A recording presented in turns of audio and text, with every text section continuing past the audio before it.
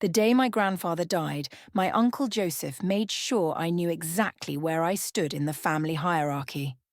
"Let's be realistic," he announced to the gathered mourners, swirling his whiskey. "This is a man's business. Always has been. Always will be." I'm Elisa, and that day changed everything. The funeral home smelled of stale lilies and false sympathy. I stood in my black dress, watching relatives drift between clusters of conversation, their voices hushed and performative. My brother Kirk kept touching my elbow, trying to get me to calm down, as if my straight spine and clenched jaw were somehow inappropriate. "He doesn't mean anything by it," Kirk whispered. "You know how Uncle Joseph gets when he drinks." I did know. I'd spent 28 years knowing exactly who Joseph was. The same man who'd told my grandfather I was too pretty to waste time learning the books. The same man who'd dismissed every suggestion I'd made in board meetings with a patronizing smile. Audrey, my grandfather's secretary of 30 years, approached with red-rimmed eyes. "Your grandfather wanted you to have this," she murmured, pressing an envelope into my hand. "Wait until you're alone." Before I could respond, Joseph's voice boomed across the room. "Everyone, please join us in the study. Time to handle the formalities." The will reading was exactly what I'd feared. Joseph had somehow convinced my grandfather to sign over complete control of Quinn Manufacturing, the company my grandfather built from nothing, to him. I sat there, numb as the lawyer droned on about percentages and stipulations. "This can't be right," I said, standing up. "Grandpa always said—" "Always said what?" Joseph interrupted, his smile sharp. "That he'd hand over a multi-million-dollar company to his granddaughter? Please, Elisa, be realistic. You can chase your little dreams elsewhere. This is a man's job." Several relatives gasped. Kirk grabbed my arm again, but I shook him off. "You're a bastard," I said quietly. Joseph laughed. "And you're emotional. Exactly why women shouldn't run companies." I walked out of that study with my head high, ignoring the whispers, the pitying looks. In the hallway, I finally opened the envelope Audrey had given me. Inside was a single sheet of paper in my grandfather's familiar scrawl. "My dearest Elisa, don't let them fool you. You were always meant for greater things. There are papers in my private safe that Joseph doesn't know about. Ask Audrey. All my love, Grandpa." I folded the note carefully, tucking it into my purse. Through the study door, I could hear Joseph already discussing his plans for expansion, for modernization, everything I'd suggested over the years. Audrey appeared beside me again. "There's more," she whispered. "So much more. But we can't talk here.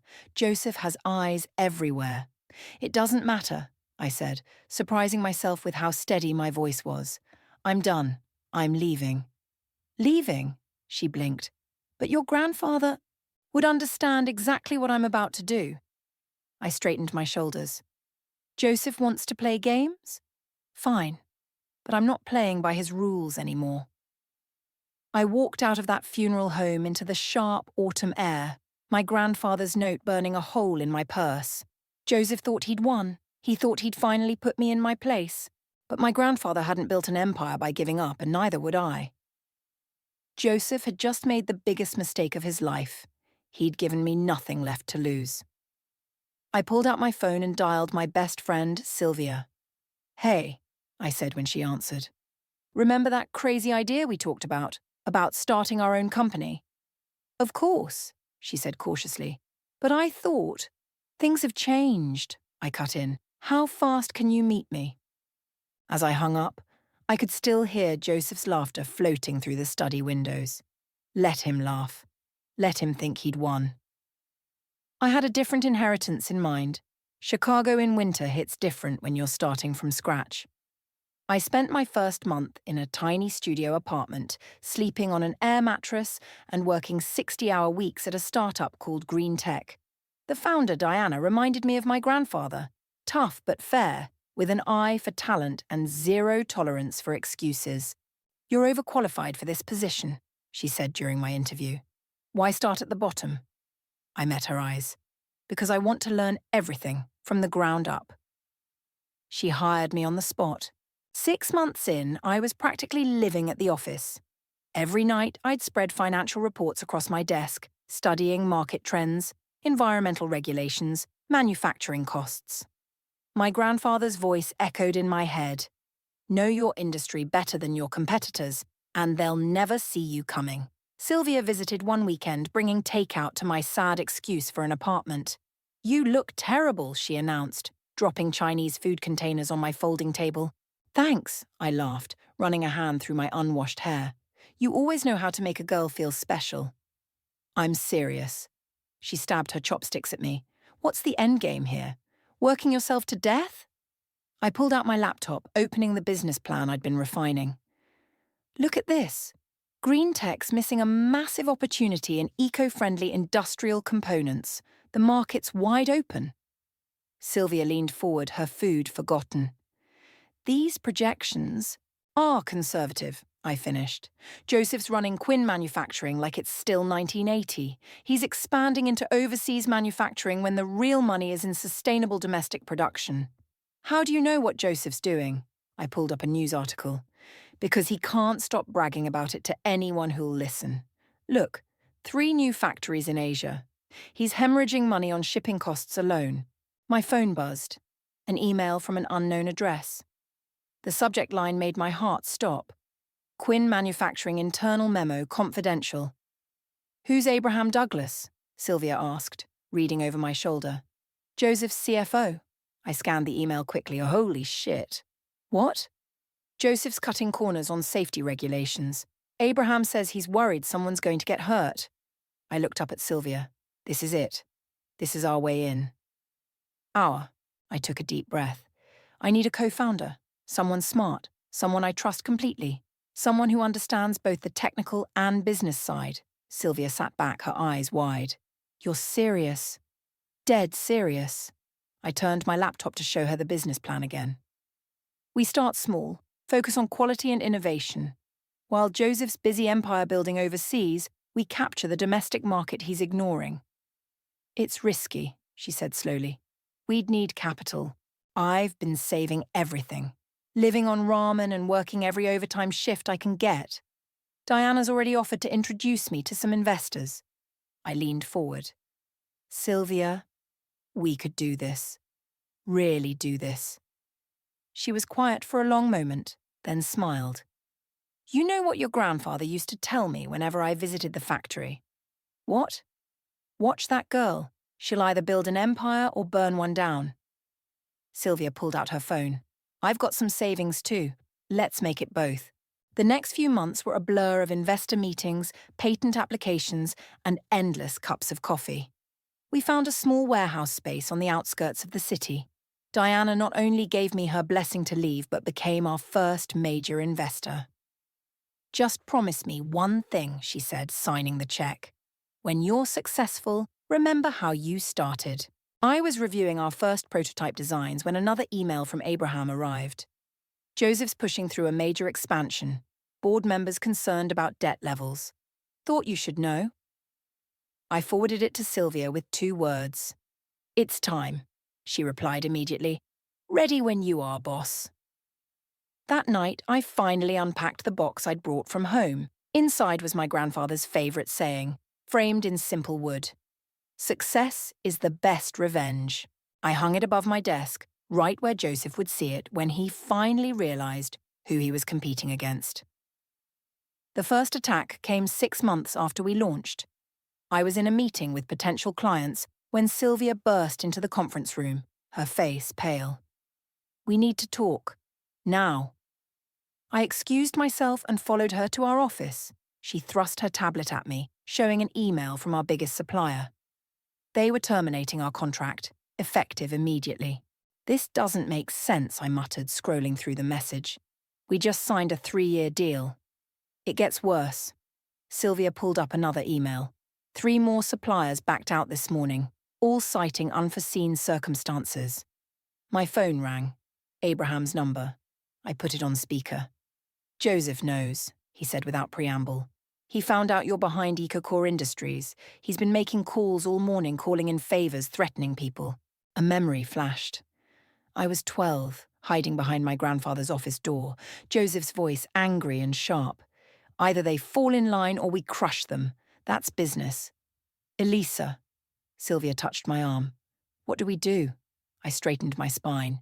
We fight back. Call Diana. She knows suppliers in California. I'll handle the press. Press? Abraham's voice crackled through the speaker. What are you planning? Joseph wants to play dirty.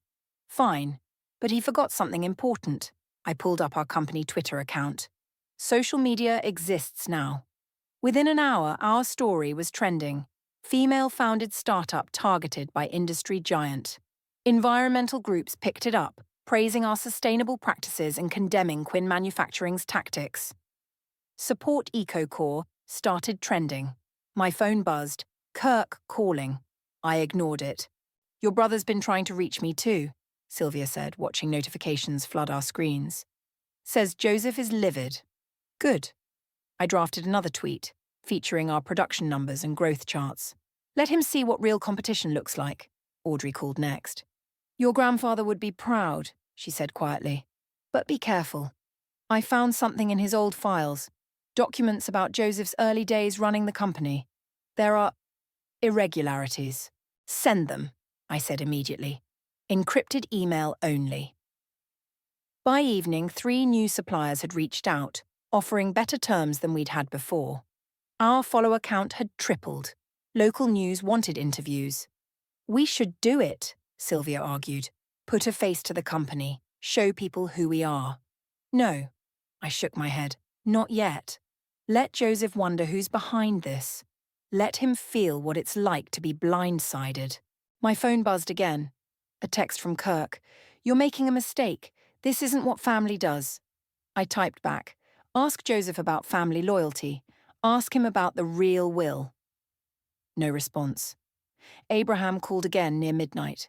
Joseph's called an emergency board meeting. He's proposing aggressive expansion into eco-friendly products. I laughed. Too late. We've got patents pending on our core designs. He can try to copy us, but he'll be playing catch-up. There's something else. Abraham paused. He's talking about legal action. Claims you stole proprietary information. Let him try. I opened my grandfather's letter, rereading his words. I learned everything I know by watching him steal from others. The next morning I arrived early to find a package waiting. Inside was an old photo, me at 16, proudly showing my grandfather the business plan I'd written for my economics class. On the back, in Audrey's handwriting, remember who you really are. Don't let revenge change that. I pinned it next to my grandfather's quote, just as Sylvia walked in carrying coffee and newspapers. We made the front page, she said, spreading them across my desk. Business section at least. The headline read, David versus Goliath. Startup challenges industry giant. David won that fight, I reminded her. Yeah, but he had God on his side. Sylvia sipped her coffee. We just have spite and caffeine. I smiled, thinking of all the nights my grandfather spent teaching me about business while Joseph dismissed me as just a girl. Sometimes, I said, spite is enough. My phone lit up with another email from Abraham. Board meeting in chaos. Joseph showing signs of cracking. How much more do you have planned? I typed back 2 words. Just watch. The resignation letters started arriving like dominoes falling. First came Joseph's head of R&D, then his marketing director. By week's end, 5 senior executives had jumped ship. 3 of them called me directly. Your uncle's losing it, Marcus, the former marketing director, told me over lunch. Last week he threw a stapler at his assistant for bringing him decaf. I stirred my coffee, watching his face. And you're telling me this because I want in. He slid a thumb drive across the table. Q3 financials. The real ones, not the sanitized version for shareholders. Before I could respond, my phone buzzed. Viviana, Joseph's wife, was calling. I let it go to voicemail. Interesting timing, I murmured, pocketing the drive. Does Joseph know you're here? Marcus paled slightly. No one knows. Look, I've got 20 years in this industry. I know a sinking ship when I see one. Back at the office, Sylvia was practically bouncing. We got it! The interstate contract, all 6 states signed. I hugged her, both of us laughing. 3 years of work, and finally... Elisa. I turned. Kirk stood in our doorway looking older than I remembered. Tired. "How did you get in here?" I demanded. "Your receptionist recognized me." He stepped inside, closing the door. "We need to talk. I'm busy. Joseph's under investigation." Kirk's words stopped me cold. SEC's looking into some questionable overseas transactions. The company's maybe 6 months from collapse. I sat down slowly. And, Kirk's voice rose. "This is our family's legacy you're destroying. Grandfather built that company from nothing. Grandfather wanted me to run it." I slammed my hand on the desk. "You know that. You knew about the real will, didn't you?" His silence was answer enough. "Get out." "Elisa, please. Joseph made mistakes, but—" "Mistakes?" I pulled up the financial records Marcus had brought. "Look at these numbers, Kirk. Look what he's done to Grandfather's company." He glanced at the screen, then away. "It's not too late. We could work something out. A merger, maybe. Leave." My voice was ice. "And tell Joseph I said hello." After Kirk left, Sylvia brought me tea. "You okay?" "Pull up the PR firm's number," I said instead of answering. "It's time to go public." The press conference was scheduled for Monday morning. "Sunday night," Abraham called. "Viviana's gone," he said without preamble. "Cleaned out their joint accounts and disappeared. She's been selling company secrets to competitors for months." I thought of her attempted call earlier. "Joseph?" "Drinking in his office. The board's calling an emergency session tomorrow. Same time as your press conference, actually." I smiled. What a coincidence. The next morning I stood before a forest of microphones, wearing my grandfather's old cufflinks for luck. 3 years ago, I was told women couldn't run companies. I began. Today, EcoCore Industries is proud to announce our expansion into 6 new states, making us the largest eco-friendly industrial components manufacturer in the country. Questions flew. I answered each one, watching the live stream viewer count climb. "Ms. Quinn, how do you respond to accusations that you deliberately targeted Quinn Manufacturing?" "I respond with facts," I said smoothly, nodding to Sylvia. She projected our growth charts. Our success comes from innovation, not destruction. Though I find it interesting that Quinn Manufacturing's leadership seems more focused on stopping us than improving their own practices. My phone vibrated. Abraham again. Board voting to remove Joseph. He's barricaded himself in his office. I wrapped up the press conference just as breaking news alerts started flooding in. Quinn Manufacturing CEO under investigation. Mass exodus of senior leadership. Industry giant on brink of collapse. Sylvia found me in my office later, staring at the headlines. "Having second thoughts?" she asked quietly. I touched my grandfather's cufflinks. "No, just wondering if he's finally learned his lesson." My phone lit up with a text from Kirk. "You've won. Are you happy now?"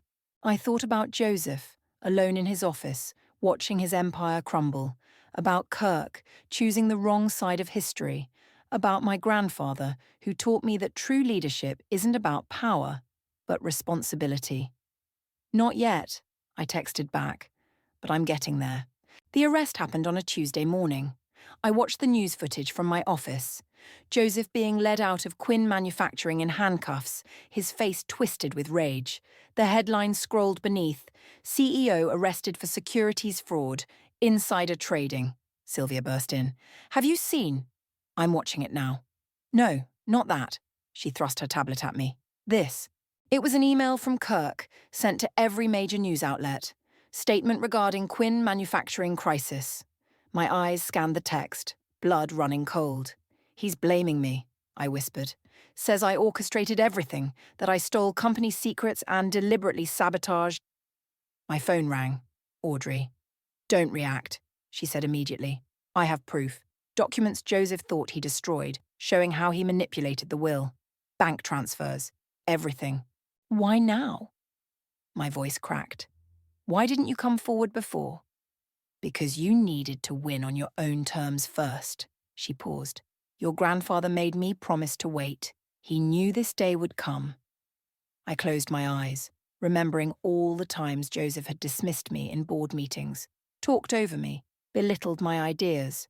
Now here he was, destroyed not by my actions, but by his own arrogance. "What do you want to do?" Sylvia asked quietly. Before I could answer, Abraham called, "Turn on Channel 7 now." I grabbed the remote. Viviana was giving a press conference from somewhere tropical, looking tanned and smug. "Joseph Foster is a fraud," she declared to the cameras. "I have proof of years of financial manipulation, safety violations and illegal dealings. I'm cooperating fully with federal investigators." "Holy shit," Sylvia breathed. "That's not all," Abraham said. "She's been recording their conversations for months. Joseph admitted to tampering with your grandfather's will. It's all coming out." My hands shook as I set down the phone. "Get our lawyers. Now." The next 24 hours were chaos. Kirk tried calling repeatedly. I blocked his number. News vans camped outside our office. Khan Quinn scandal trended worldwide. Late that night, Sylvia found me still at my desk, watching the coverage loop. "You should go home," she said gently. "I am home." I gestured to the office around us. "This is what I built, what I earned." "While Joseph was busy trying to destroy you, he destroyed himself." She sat down across from me. "But Elisa, is it enough?" I thought about the little girl who used to follow her grandfather around the factory floor, dreaming of running it someday. About the woman who had to build her own empire instead. "No," I admitted. "It's not enough." My phone buzzed, an unknown number. The text read, "It's Kirk. Please. 5 minutes." Against my better judgment, I called back. "Joseph's being released," he said immediately. "Some technicality with the warrant. He's lost everything, but he's free." "Of course he is." I laughed bitterly. "The rich don't go to jail, do they?" "He wants to meet, to explain." "Explain what?" I stood up, pacing. "How he stole my inheritance, how he spent years undermining me, how you helped him." Silence. "That's what I thought." I moved to hang up. "Wait!" Kirk's voice cracked. "I was wrong. I knew about the will, about everything. I was a coward. I'm sorry." "Sorry doesn't fix this." "No," he agreed quietly. "But maybe this will help." An email arrived. Scanned documents showing Joseph's signature on papers dated the day after our grandfather died. Papers changing the will. "Where did you get these?" "Viviana's not the only one who kept receipts." Kirk paused. "Do what you need to do. I won't stop you anymore." After he hung up, Sylvia read through the documents. "This is it. This is everything we need." "Release it," I said. "All of it. Let the world see exactly who Joseph Foster really is." She hesitated. "Are you sure? This will destroy what's left of his reputation." I looked at my grandfather's photo on the wall, at the empire I'd built from nothing, at the truth that had waited years to come to light. "He made his choice," I said finally. "Now I'm making mine." Sylvia nodded and began typing. Within minutes, Joseph Foster fraud started trending. Sometimes revenge isn't about what you do. Sometimes it's about letting karma do its job. The morning we opened our new headquarters, I arrived early to savor the moment. 40 stories of gleaming glass and steel with EcoCore Industries emblazoned across the top in illuminated letters. My grandfather would have loved it. Sarah, our head of security, met me in the lobby. "There's someone you should see," she said, gesturing to the security feed. "He's been sitting outside since dawn." I leaned closer to the monitor. A man in a wrinkled suit sat on the steps, head bowed. Even through the grainy footage, I recognized him. "How the mighty have fallen," I murmured. "Want me to remove him?" "No." I straightened my jacket. "I'll handle this." The morning air was crisp as I pushed through the revolving doors. Joseph didn't look up as I approached, didn't seem to register my presence at all. "We're not open yet," I said coldly. He raised his head slowly. His face had aged years in months, deep lines around his mouth, grey, streaking his temples. For a moment he just stared at me, uncomprehending. I need to speak with someone about employment," he said finally. His voice was rough, uncertain. "Employment?" I couldn't help but laugh. "Here. Please." He struggled to his feet. "I have experience in manufacturing, in running companies into the ground?" I stepped closer. In stealing inheritances? In destroying families? Recognition flickered in his eyes. Elisa? Surprised to see me, or just surprised to see me successful? He swayed slightly. This is your building. My company. My empire. I gestured to the towering structure behind me, built without stealing, without cheating, without destroying anyone else's dreams. I never meant... He trailed off, looking lost. Never meant what? To hurt me? To betray your own father's wishes? My voice rose. To teach me that being a woman meant I couldn't succeed? Security guards watched from the lobby, ready to intervene, but Joseph just stood there, shoulders slumped. You were right, he whispered. What? You were right. About everything. He pulled a crumpled newspaper from his pocket, an article about our latest innovation in sustainable manufacturing. You saw the future. I was stuck in the past. Save your epiphanies, I snapped. I'm not interested in your redemption arc. I'm not asking for redemption. He met my eyes. I'm asking for a job. Any job. I have nothing left. And whose fault is that? Mine. His admission hung in the morning air. It's all my fault. I was wrong. It should have been you from the start. I studied him. This man who had once seemed so powerful, so untouchable, now he couldn't even look me in the eye. Please, he said again. I'll do anything. A crowd of employees had gathered in the lobby watching. Sylvia appeared at my side. Everything okay out here? She asked quietly. I thought about all the times I'd imagined this moment, the satisfaction I'd expected to feel. Instead, I just felt tired. The night shift needs someone in maintenance, I said finally. Basement level, minimum wage. Joseph's head snapped up. You start at 10 p.m., I continued. Clock in on time or don't bother coming back. And Joseph. I stepped closer, my voice low. If you ever try to undermine me again, I'll make sure you never work in this industry again. Are we clear? He nodded quickly, almost frantically. Your grandfather, he said suddenly. He would be proud. Don't. I held up my hand. You don't get to talk about him. Ever. As I turned to leave, he called out one last time. Thank you. I paused at the doors. Don't thank me. This isn't mercy. It's justice. Remember that every time you mop these floors. Inside, Sylvia raised an eyebrow. Maintenance? Really? Put cameras in the basement, I told her. I want to know every move he makes. And if he actually shows up? I looked back through the glass doors. Joseph still stood there, staring up at the building that could have been his legacy. Then he'll learn what it feels like to start from nothing, I said. Just like I did. Joseph showed up for his first shift exactly on time, wearing clothes that still looked expensive despite their wear. I watched through the security feed as he stood awkwardly while the maintenance supervisor handed him his uniform. You're really going to watch him mop floors? Sylvia asked, setting a coffee on my desk. Just tonight? I couldn't look away from the screen. I need to see it. My phone buzzed. Kirk. Before you hang up, he said quickly, there's something you need to know. I found more documents in Father's study. I'm not interested in... It's grandfather's real succession plan. Kirk's voice cracked. The complete version. Joseph didn't just change the will, he destroyed evidence of years of preparation. Grandfather was grooming you since you were 16. My hand tightened on the phone. Prove it. I'm outside. Kirk looked haggard when security brought him up.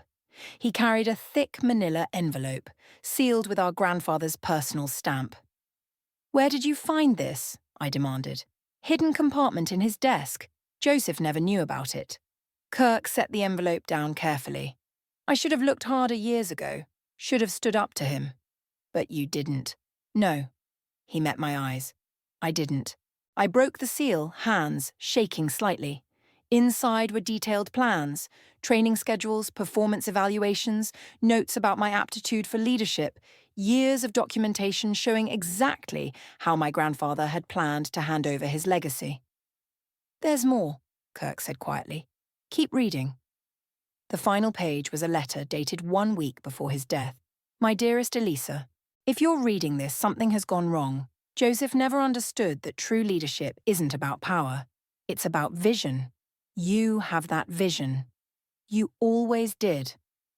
I'm sorry if I failed to protect your inheritance, but remember, what's built through theft can be lost just as easily. What's earned through hard work lasts forever. All my love, Grandfather. A notification popped up on my computer, the basement security feed. Joseph was struggling with the mop, water splashing his expensive shoes. He looks pathetic, Kirk observed. He is pathetic. I set down the letter. But that's not why I gave him the job. Then why? I pulled up our company's latest earnings report, because every morning when he clocks in, he'll see these numbers. He'll know that while he's mopping floors, I'm in meetings with world leaders about sustainable manufacturing. While he's cleaning toilets, I'm revolutionizing an industry. That's cold. No. I turned to face him. That's business. My phone buzzed again. Audrey. I heard Joseph's working maintenance, she said when I answered. Your grandfather would have appreciated the irony. Did you know about these documents? I put her on speaker. About his real succession plan? Of course. I helped him write them. She paused. He knew Joseph would try something. That's why he made sure you learned everything from the ground up. But why not tell me sooner? Because you needed to build something of your own first. Something Joseph couldn't touch. On the screen, Joseph was now cleaning windows, his reflection distorted in the glass. 10 years ago, he'd stood in his office, telling me I'd never succeed in business. Kirk, I said suddenly, why did you bring these documents now? He shifted uncomfortably. Because it's time everyone knew the truth. About Joseph, about grandfather's wishes, about everything. I studied him for a moment, then pressed the intercom. Sarah, please escort my brother out. Elisa, you had 10 years to tell the truth, I cut him off. 10 years to stand up to Joseph. You don't get to play hero now. After he left, Sylvia brought more coffee. You okay? I looked at my grandfather's letter, then at the security feed where Joseph was emptying trash bins. You know what the difference is between Joseph and me? I asked. Besides the obvious. He thought power meant controlling others. But real power? I gestured to our headquarters, to the empire we'd built. Real power is building something so strong that nothing can tear it down. Not even family? Sylvia asked quietly. I watched Joseph struggle with a heavy garbage bag, his designer watch catching the fluorescent light. Especially not family. The day I finally cleaned out my grandfather's old office at Quinn Manufacturing, Joseph was mopping the lobby of my building. Our eyes met briefly as I walked past, carrying a small box of recovered belongings. Still here? I asked, pausing. He leaned on his mop. 6 months without missing a shift. I know. I'd checked his time cards personally. Why? Because he seemed to struggle with the words. Because I need to understand. Understand what? How you did it. Built all this. He gestured around the lobby. While I was busy trying to stop you, you were creating something extraordinary. I set down the box. Come with me. We rode the elevator to my office in silence. Through the windows, the city sparkled in the early evening light. I opened the box and pulled out an old leather-bound notebook. Grandfather gave me this when I was 16, I said, turning to a dog-eared page. It's his original business plan. See these notes in the margins? That's where he taught me about sustainable growth, about ethical leadership. Joseph touched the page gently. I never saw this. Because you never asked. I pulled out another item, a faded photograph. Remember this day? The picture showed teenage me presenting my first business proposal. Joseph stood in the background, checking his phone. I was a fool, he said quietly. Yes, you were. I set down the photo. But that's not why I brought you up here. I handed him a folder, the documents Kirk had brought, proving our grandfather's true succession plan. Read it, I said. All of it. I watched his face as he read, saw the moment reality truly hit him. His hand shook as he reached the final letter. He knew, Joseph whispered. He knew I would try to steal it. Of course he knew. I took back the folder. He knew you saw the company as your birthright, not a responsibility. And now, Joseph's voice was hollow. What happens now? I walked to the window, looking out at the empire I'd built. Now you keep mopping floors. Keep showing up on time. Keep learning what it means to work your way up from nothing. For how long? Until you understand what our grandfather tried to teach us. Legacy isn't inherited. It's earned. He nodded slowly, turning to leave. Joseph? He paused at the door. Grandfather also taught me something else. True strength isn't in destroying your enemies. It's in being strong enough to let them learn from their mistakes. Is that why you gave me the job? No, I smiled slightly. I gave you the job because watching you mop my floors brings me joy. After he left, Sylvia came in with a stack of papers. The merger's final, she said. Quinn Manufacturing is officially part of EcoCore Industries. And the employees? All keeping their jobs as promised, except the board, of course. I picked up my grandfather's notebook again, running my fingers over his familiar handwriting. You know, Sylvia said, most people would have destroyed Joseph completely. Destruction is easy. I opened my laptop, pulling up the security feed. Joseph was back at work, methodically mopping the lobby. Redemption is harder. Is that what this is? Redemption? No. I closed the notebook. This is justice. The slow, grinding kind that forces you to face yourself every day. My phone buzzed. A text from Kirk. Saw the merger news? Congratulations. Dad would be proud. I typed back. Which dad? The one who tried to steal my future? Or the one who taught me to build my own? No response. Sylvia touched my arm. Ready for the press conference? I gathered my grandfather's belongings, placing them carefully in their new home. A glass display case on my office wall. The notebook, the photos, the letters. A reminder of where I came from and how far I'd climbed. You know what the best revenge is? I asked, straightening my jacket. Success? No. I smiled, watching Joseph through the security feed, learning the lessons he should have learned years ago. The best revenge is making them watch your success, knowing they could have been part of it. I headed for the door, then paused, looking back at my grandfather's display. Let karma do the speaking, I murmured. Right, Grandpa? The empire he'd dreamed of building was finally complete. Just not the way anyone had expected, and that made it even better.